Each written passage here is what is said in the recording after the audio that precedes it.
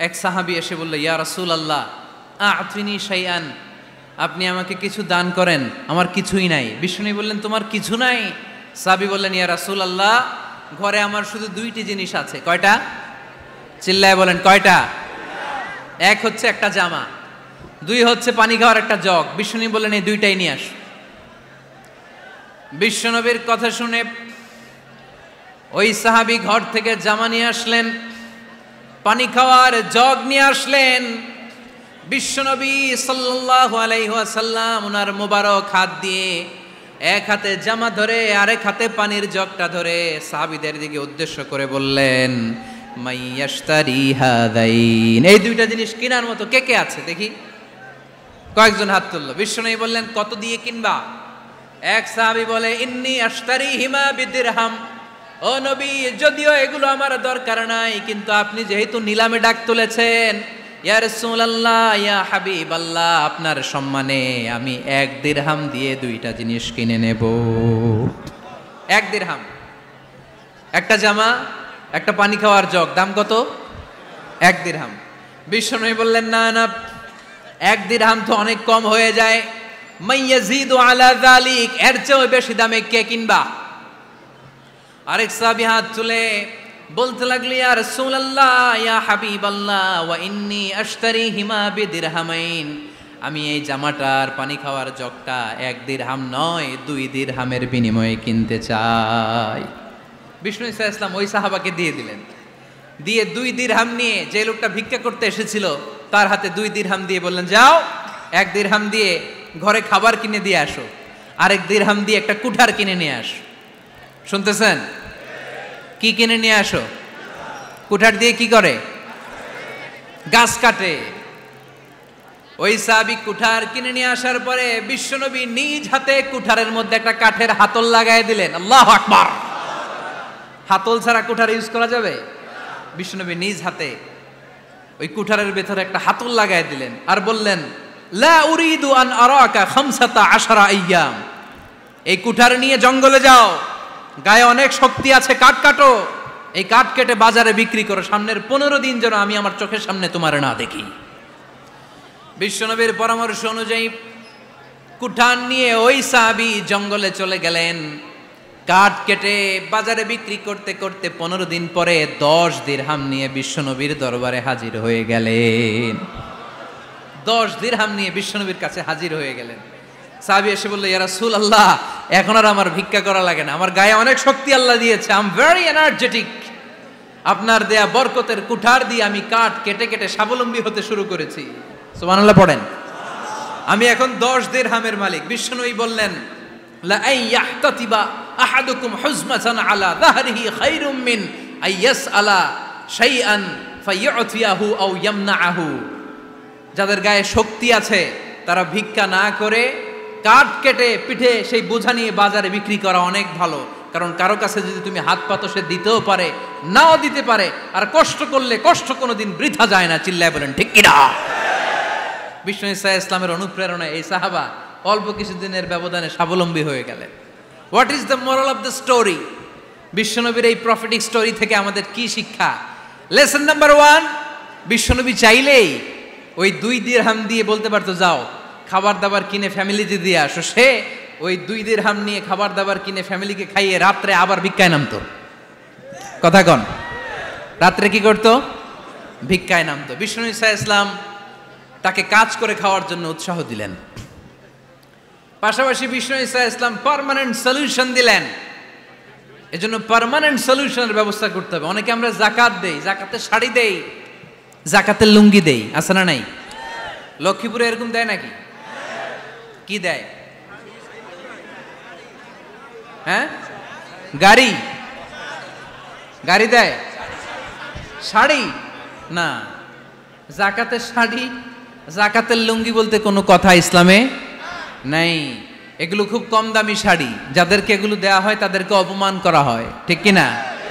আল্লাহ বলেছেন, ওয়ালাকাদ কাররামনা বানি আদম, I have dignified the status of the sons of Adam, আমি আদমের সব সন্তানদেরকে সম্মানিত করেছি। সুবহানাল্লাহ পড়েন। আপনাদের চেয়ে সম্মানিত কেউ আছে? মানুষের চেয়ে সম্মানিত গোটা বিশ্বে আর কোনো মাখলুকাত আছে? নাই। এজন্য জাকাতের শাড়ি দেয়া যাবে না, জাকাতের লুঙ্গি দেয়া যাবে না। জাকাতের শাড়ি আপনারা দেখছেন, এটারে একবার ধোয়ার পরে দ্বিতীয়বার পরা যায় না। মশারি কি পাতলা, এর চেয়েও পাতলা। এই জন্য জাকাতের শাড়ি, জাকাতের লুঙ্গি বলতে ইসলামে কোনো পরিভাষা নেই। আপনাকে স্বাবলম্বী করে দেওয়ার চেষ্টা করতে হবে।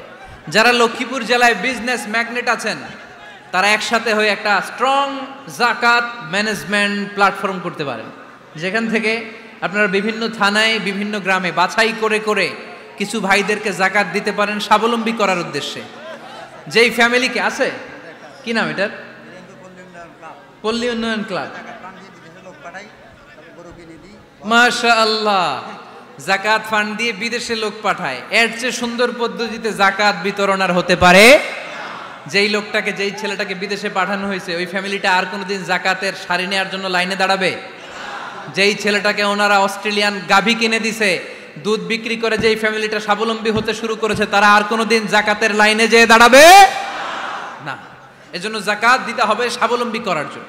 ইসলাম আমাদেরকে এটাই শিখিয়েছে, কাজ করে খেতে হবে। কাজে লজ্জা নেই, লজ্জা হচ্ছে অলসতায়। লজ্জা কিসে? আজকের আলোচনা থেকে এটা মুখস্থ করে নিতে হবে, কাজে লজ্জা নেই। লক্ষ্মীপুরের ইয়াংস্টারেরা শ্রমে লজ্জা নেই, পরিশ্রমে লজ্জা নেই, লজ্জা অলসতায়। লজ্জা কিসে? আরো জোরে। নবীরা কি এমনি এমনি বসে বসে খাইছে? কঠিন পরিস্থিতিতেও নবীরা পরিশ্রম করে উপার্জন করা লেগেছে, ঠিক কিনা? সাইয়েদনা মারিয়াম আলাইহিস সালাম, যার নামে আল্লাহ তাআলা কোরআনে একটা সূরা দিলেন, উনি পৃথিবীতে এমন একজন মহিয়সী নারী, যেই নারীর গর্ভে, যেই নারীর পেটের ভেতরে স্বামীর স্পর্শ ছাড়া সন্তান দিয়েছে কে? সাইয়েদনা ঈসা আলাইহিস সালাম পেটে আসলেন। মারিয়াম আলাইহিস সালাম লজ্জা পেলেন। হায় হায়, কেমন করে এলাকাবাসীদের কাছে আমি আমার মুখ দেখাবো? বিয়ে করি নাই, স্বামী নাই, বিয়ে হয় নাই, স্বামী নাই, কিন্তু পেটে সন্তান চলে এসেছে। হায় হায়, এলাকায় কেমনে মুখ দেখাবো? লজ্জায় পড়ে মারিয়াম আলাইহিস সালাম এলাকা থেকে চলে গেলেন। কি অবাক করে কাণ্ড!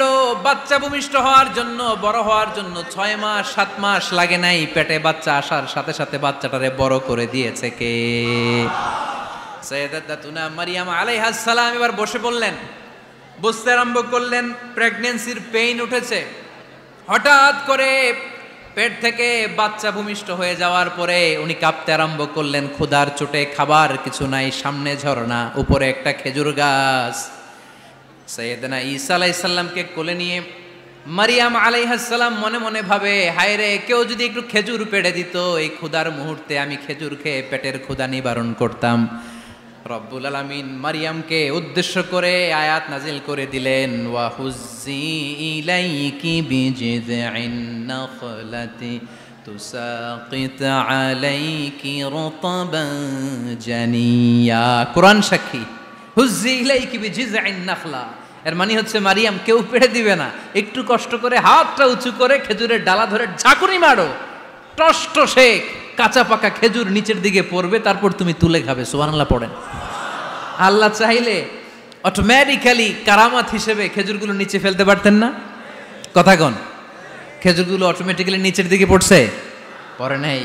আল্লাহ শিক্ষা দিয়েছে, যেই পরিস্থিতিতে থাকো না কেন, তোমাকে শ্রম ব্যয় করে, কষ্ট করে তোমার উপার্জন করতে হবে, রিজিকের বন্দোবস্ত করতে হবে। চিল্লায় বলেন ঠিক কিনা? ইসলাম আমাদেরকে এটাই শিখিয়েছে, কাজে লজ্জা নাই। আবার বিশ্বনবী বললেন, ইন খামাতিস সাআ ওয়া ফি ইয়াদি আহাদিকুম ফাসিলাতুন, তোমাদের কারো হাতে যদি একটা চারা বীজ থাকে, সে যদি দেখে কিয়ামত হতে শুরু করেছে, ফাইন ইসতাতাআ আন ইয়াগরিসাহা ক্বাবলা আন তাকুমাস সাআ ফালইয়াগরিসহা, কারো হাতে একটা চারা বীজ নিয়ত করেছে, চারা বীজটা রোপণ করবে, ইন দ্য মিন টাইম দেখলো কিয়ামত হতে শুরু করেছে, বিশ্বনবী বললেন, যদি তোমার সুযোগ থাকে কিয়ামত হওয়ার আগে চারা বীজটা রোপণ করে দাও। কথা বুঝতে পেরেছেন? আপনার হাতে একটা চারা বীজ, আপনি প্ল্যান করেছেন এই চারা বীজটা রোপণ করবেন, ইন দ্য মিন টাইম দেখলেন কি হওয়া শুরু হয়েছে? ইযা জুলজিলাতিল আরদু জিলজালাহা, দ্য বিগেস্ট আর্থকোয়েক, ভূমিকম্প শুরু হয়েছে, কিয়ামত হয়ে যাবে। বিশ্বনবী বললেন, কিয়ামত হইতেছে ওদিকে, আর তোমার হাতে যদি চারা বীজ থাকে, দেরি করো না, কিয়ামত তোমার কাছ পর্যন্ত আসার আগে সুযোগ পেলে চারা বীজটা রোপণ করে দাও। ইসলাম শিখিয়েছে শেষ নিঃশ্বাস পর্যন্ত তোমাকে লড়ে যেতে হবে। এই পৃথিবীতে কেউ কাউকে জায়গা করে দেয় না, জায়গা করে নিতে হয়। এই পৃথিবীটা, the life is not a bed of roses, এটা ফুল বিছানো কোনো ফুল সজ্জা নয়, এটা কণ্টকাকীর্ণ। কেউ আপনার স্পেস করে দিবে না, কেউ আপনাকে সুযোগ করে দিবে না, কেউ আপনার জায়গা করে দিবে না, বরং আপনি জায়গা করে নিলে টাইনা নিচে নামাবে। কথা বলেন।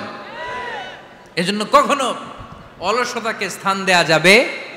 রসুল বাত্তালি দুঃখানু শয়তান, অলস মস্তিষ্ক শয়তানের আড্ডা। অলস যদি কেউ থাকে এটাতে টেনে বেঁধে কাজে নামাবেন, পারা যাবে? আলহামদুলিল্লাহ লক্ষ্মীপুরে এরকম অলস ছেলে পেলে নাই।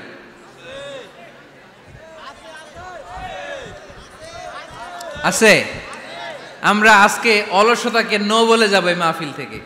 অলসতাকে আমরা কি বলবো? আওয়াজ করে বলতে হবে। অলসতাকে কি বলবো আমরা? মুমিনের জীবনে কোনো অলসতা নেই। অলস হয় মুনাফিকরা। অলস হয় কারা? চিল্লায় বলতে হবে। মুমিনরা অলস হয়? অলস হয় কারা? এজন্য কোরআনে আল্লাহ একথাও বলে দিলেন, ওয়াইদা কামু ইলাস সালাতি কামু কুসালা ইউরাউনান নাসা ওয়ালা ইয়াযকুরুনাল্লাহা ইল্লা কালিলা। সুবহানাল্লাহ পড়েন। মুনাফিকরা যখন মানুষকে দেখানোর জন্য নামাজে যায়, ওই নামাজে তাদের ইখলাস নাই, ওই নামাজের ভেতরে তাদের কোনো খুশু খুদু নাই, ওই নামাজের ভেতরে আছে শুধু অলসতা। ওই নামাজে কি আছে? কিন্তু আমরা যখন নামাজে যাই আমাদের অলসতা আছে? আমরা নামাজ পড়লে আমাদের হৃদয়টারে সজীব করে দেয় কে? আমরা উযু করলে আমাদের মনটাকে চাঙ্গা করে দেয় কে? আমরা মসজিদে ঢুকলে হৃদয়টাকে প্রাণবন্ত করে দেয় কে?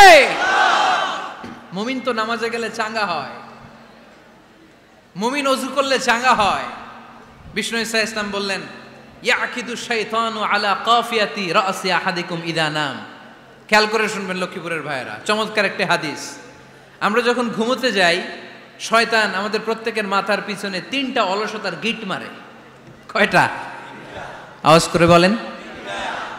3টা অলসতার গিট মারে। ইয়াকিদু শাইতানু আলা কাফিয়াতি রাসি আহাদিকুম সালাসা উকাব। 3টা গিট মারে যখন আমরা ঘুমোতে যাই। অলসতার 3টা গিট মেরে আমাদের কানের সামনে এসে ফিসফিস করে মন্ত্র পড়তে থাকে, আলাইসা লাইলুন তাওয়িলুন ফারকুদ, আলাইসা লাইলুন তাওয়িলুন ফারকুদ। বিশাল লম্বা রাত, ঘুমাও, অনেক সময় আছে, ঘুমাও। রাত 5টা বেজে যাচ্ছে, তাহাজ্জুদের সময় শেষ হয়ে যাচ্ছে, তখনও শয়তান বলে রাত অনেক লম্বা, ঘুমাও। ফজরের সময় পার হয়ে যাচ্ছে, সূর্য উঠে যাচ্ছে, শয়তান বলে আলাইসা লাইলুন তাওয়িলুন ফারকুদ, এখনো অনেক সময় আছে, লম্বা লম্বা লম্বা চৌড়া রাত পড়ে আছে, তুমি ঘুমাও। বিশ্বনবী বললেন, ফাইনিস্তাইকাযা ওয়া যাকারাল্লাহ ইনহাল্লাত উকদা।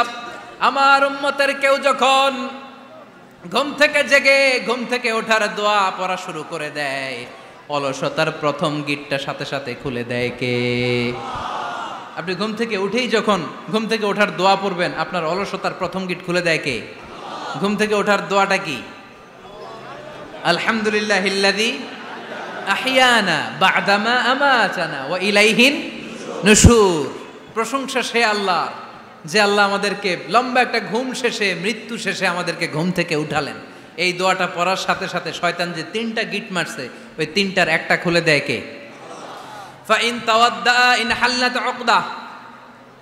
ঘুম থেকে জেগে ঘুমের দোয়া পড়ার পরে যখন কেউ ওযু করে ফেলে, অলসতার দ্বিতীয় গিটটাও খুলে দেয় কে?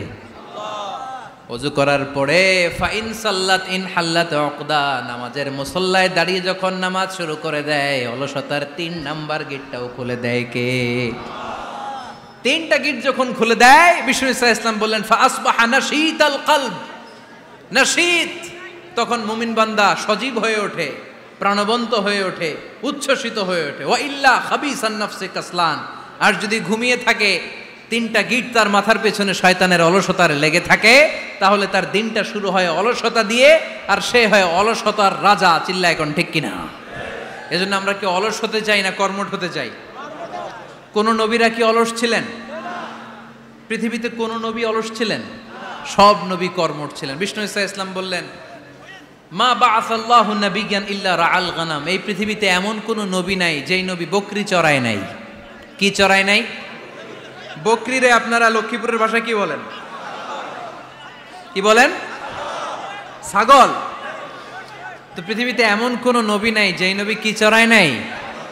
ছাগল চড়ায় নাই। সাহাবারা বললেন, ইয়া রাসূলুল্লাহ আনতা কাযালিক, আপনিও ছাগল চড়াইছেন? বিশ্বনবী সাল্লাল্লাহু আলাইহি ওয়াসাল্লাম বললেন, না, আমিও ছাগল চড়িয়েছি। ওয়া ইন্নী আরআহা আলা কারারাইতি আহলি মক্কা, আমি তো মক্কাবাসীদের অল্প কিছু পয়সার বিনিময়ে তাদের ছাগলগুলোকে চড়িয়ে দিতাম। সুবহানাল্লাহ পড়বেন না? বিষ্ণু ইসা ইসলাম ছাগল চড়াতেন। ছাগল চড়ানো সহজ কাজ না কঠিন কাজ? কেন কঠিন এটা? হ্যাঁ, টেরা খুঁটি মারে। হ্যাঁ, তো ছাগল যারা পালে তারা জানে ছাগল পালা কত কষ্ট। ওরে ডানে টান দিলেও কই যায়? রশি ধরে বায়ে টান দিলে কই যায়? সামনে টানলে কই যায়? পিছনে টানলে কই যায়? সারা সপ্তাহ আপনি সময় পান না এটার গোসল করাবেন। ভাবলেন আজকে জুমার দিন আমিও গোসল করি, এটারও গোসল করাই। এটারে আপনি পুকুর ঘাটে নিবেন, টান দিছেন, ওর বাপের কিরাও 1 ইঞ্চিও সামনে যাবে না। ঠিক কি না? এই টেরা প্রাণী আল্লাহর কি মহিমা। আল্লাহ তাআলা পৃথিবীর সবচেয়ে শ্রেষ্ঠতম মানুষদেরকে ছাগল চড়িয়ে ছেড়েছেন। ঠিক কি না? মা বাআসাল্লাহু নাবিয়্যান ইল্লা রাআল গানাম, এই পৃথিবীতে এমন কোন নবী ছিল না যে নবীরা ছাগল চড়ায় নাই।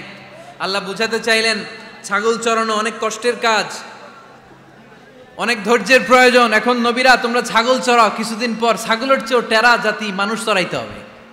মানুষের মধ্যেও টেরা আছে না নাই? ভালো বললে ভালোটা বুঝে না, ডানে যেতে গেলে বায়ে যায়, বায়ে যেতে বললে ডাইনে যায়, এরকম আছে না নাই? সম্মানিত ভাইয়েরা, সমস্ত আম্বিয়া আলাইহিমুস সালাম ওনারা কর্মঠ ছিলেন। সাইয়েদনা আদম আলাইহিস সালাম নিজ হাতে চারা গাছ রোপণ করে চাষাবাদের কাজ করেছেন। সুবহানাল্লাহ পড়েন। সাইয়েদনা ইব্রাহিম আলাইহিস সালাম চাষাবাদের কাজ করেছেন। সাইয়েদনা দাউদ আলাইহিস সালাম নিজ হাতে যুদ্ধের জন্য যে পোশাক পরতে হয়, যেটা পরলে গায়ের মধ্যে ছুরি মারলেও ঢুকে না, ওই শিরস্ত্রাণ বানিয়েছেন, নিজ হাতে তলোয়ার বানিয়েছেন। সুবহানাল্লাহ পড়েন। সাইয়েদনা মূসা আলাইহিস সালাম ছাগল চড়িয়েছেন। সাইয়েদনা মূসা আলাইহিস সালামের মেজাজ নরম না গরম? নবীদের মধ্যে সবচেয়ে বেশি মেজাজওয়ালা নবী ছিলেন মূসা আলাইহিস সালাম। উনিও 8 থেকে 10 বছর সাইয়েদনা শুআয়ব আলাইহিস সালামের এরিয়াতে ছাগল চড়িয়েছেন। চিল্লায় বলেন সুবহানাল্লাহ। এজন্য নবীরা যেহেতু কাজ করেছেন, কর্মঠ ছিলেন, আমরাও কর্মঠ হব। ঠিক কি না? সাহাবারাও কর্মঠ ছিলেন। বিশ্বনবীর সাহাবারাও ব্যবসা করতেন। সাইয়েদনা আবু বকরের বিশাল ব্যবসা প্রতিষ্ঠান ছিল। সুবহানাল্লাহ পড়েন। আপনারা হজ উমরা করেছেন কে কে দেখি? করছেন? মাশাআল্লাহ। যারা করে নাই আল্লাহ তাদেরকেও আল্লাহর ঘর জিয়ারতের তুমি নসিব করো। আমিন। বিশ্বনবীর মাকবারার সামনে দাঁড়িয়ে আমরা যেন সালাম পেশ করতে পারি, তুমি নসিব করো। আমিন। বাইতুল্লাহ শরীফে এবং মসজিদ নববীতে আমরা যেন সালাত আদায় করতে পারে, আল্লাহ তুমি নসিব করো। সাইয়েদনা আবু বকর রাদিয়াল্লাহু তাআলা আনহুর ব্যবসা প্রতিষ্ঠান ছিল মক্কার কাবা ঘরের পাশেই। ওনার ব্যবসা প্রতিষ্ঠানগুলো যেখানে ছিল ঠিক ওইখানেই সৌদি সরকার এখন শপিং মল বানিয়ে দিয়েছে, মাতজার আবু বকর। মক্কা শহরের যেখানে বহিরাগতরা এসে ওখানে ছাগল, ওখানে ঘোড়া, উট এগুলো রাখতো, আস্তাবল রাখতো। ঘোড়া আর উট যেখানে রাখা হতো ঠিক ওই জায়গায় সৌদি সরকার ওটার পার্কিং লট বানায় দিচ্ছে। মানে যেখানে আগে সাহাবাদের ব্যবসার জায়গা, ওইখানে বর্তমানে শপিং মল। যেখানে আগের সময়কাল সাহাবারা উট আর ঘোড়া রেখে বাঁধতো, ওইখানে এখন গাড়ি ঘোড়া রাখার ব্যবস্থা করা হয়েছে। সাইয়েদনা আবু বকর অনেক বড় ব্যবসায়ী ছিলেন। ওনার নিজ টাকা দিয়ে হাবাসা থেকে আসা সাইয়েদনা বেলালকে তিনি 20,000 স্বর্ণ মুদ্রা দিয়ে উমাইয়া ইবনে খালাফের কবল থেকে তিনি মুক্ত করেছেন। সাইয়েদনা উসমান যুন্নুরাইন বড় ব্যবসায়ী ছিলেন। নিজের টাকা দিয়ে মদিনার মুসলমানেরা পানি খেতে পারে না, বিইরে রুমা নামে একটা কুয়া ছিল, এই কুয়ার মালিক ছিল ইহুদি। মুসলমানেরা পানি খেতে গেলে এসে বকা দিত, পানি খেতে দিত না। বিশ্বনবী বললেন, আমার সাহাবীদের মধ্যে এমন কি কেউ নাই নিজের অর্থায়নে বীরে রোমা কিনে মুসলমানদেরকে দিয়ে দিবে? সাইয়েদনা উসমান যুন্নুরাইন বলল, ইয়া রাসূলুল্লাহ, আপনার খেদমতে আমি হাজির। মুহূর্তের মধ্যে সাইয়েদনা উসমান যুন্নুরাইন নিজের অর্থায়নে বীরে রোমাটা কিনে মুসলমানদের জন্য সদকা করে দিয়েছে। তো ব্যবসা না করলে, কর্মঠ না হলে, উপার্জন না হলে সদকা করা যাবে? চিল্লায় বলেন করা যাবে? সুনানে তিরমিজির বর্ণনা, বিষ্ণু ঈসা ইসলাম মক্কা থেকে যত সাহাবারা হিজরত করে মদিনায় এসেছে, মদিনাতে কোনো না কোনো সাহাবার সাথে বিশ্বনবী ভ্রাতৃত্বের বন্ধনে আবদ্ধ করে দিয়েছে। সুবহানাল্লাহ পড়েন। এজন্য মক্কা থেকে যারা এসেছে এদেরকে বলে মুহাজির, এদেরকে কি বলে? আর মদিনায় যারা ছিল এদেরকে বলে আনসার, এদেরকে কি বলে?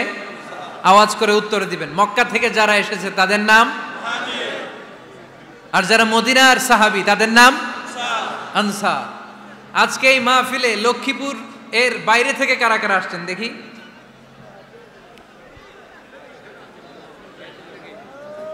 মাশাআল্লাহ, মাশাআল্লাহ, অনেক আসছে। আল্লাহ ভাইদেরকে তুমি কবুল করো, হাত নামান। এই যে লক্ষ্মীপুরের বাইরে থেকে যে ভাইরা আসছে তারা লক্ষ্মীপুরের মেহমান, ঠিক কিনা? মক্কা থেকে হিজরত করে যে সমস্ত সাহাবারা এসেছিল তারা ছিল মদিনার মেহমান। বিশ্বনবী এক এক মক্কার সাহাবীকে মদিনার এক এক সাহাবীর সাথে ভ্রাতৃত্বের বন্ধনে আবদ্ধ করে দিলেন। আব্দুর রহমান ইবনে আউফ রাদিয়াল্লাহু তাআলা আনহু, ওনার সাথে ভ্রাতৃত্বের বন্ধনে যে সাহাবীকে বিশ্বনবী আবদ্ধ করে দিলেন ওনার নাম হচ্ছে সাদ ইবনে রাবিয়া। কি নাম? মদিনার অনেক বড় ব্যবসায়ী। বিশ্বনবী বললেন, ও আব্দুর রহমান ইবনে আউফ,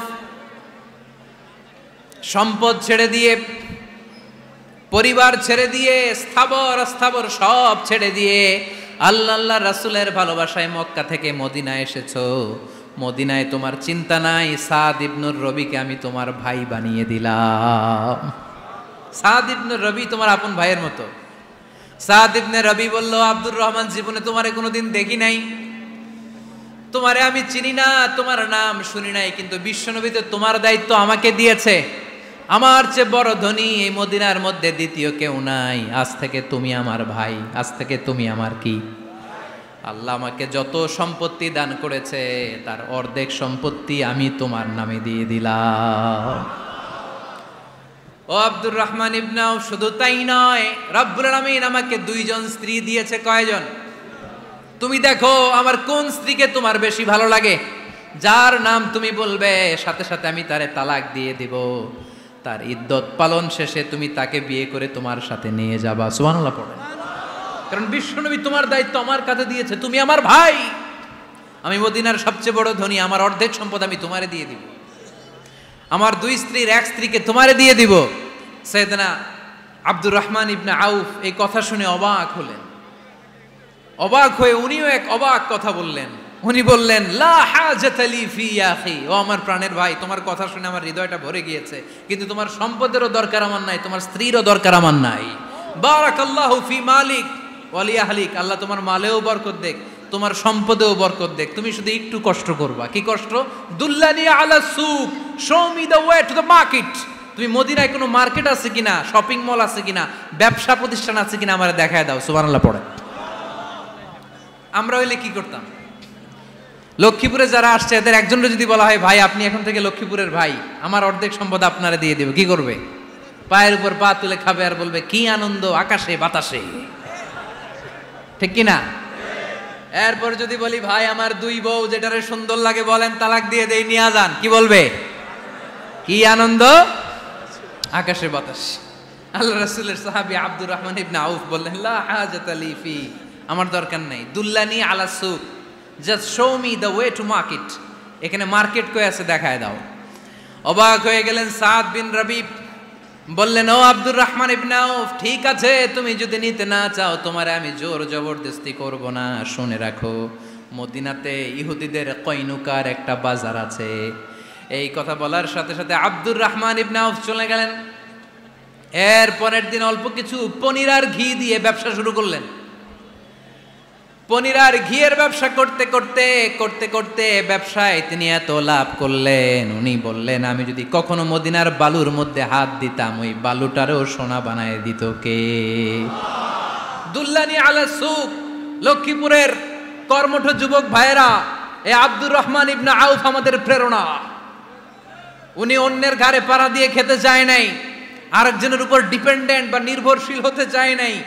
তিনি স্বাবলম্বী হওয়ার শিক্ষা, লেসন কিয়ামত পর্যন্ত গোটা বিশ্বের যুবকদের জন্য রেখে গিয়েছে। চিল্লায় বলো ঠিক কিনা?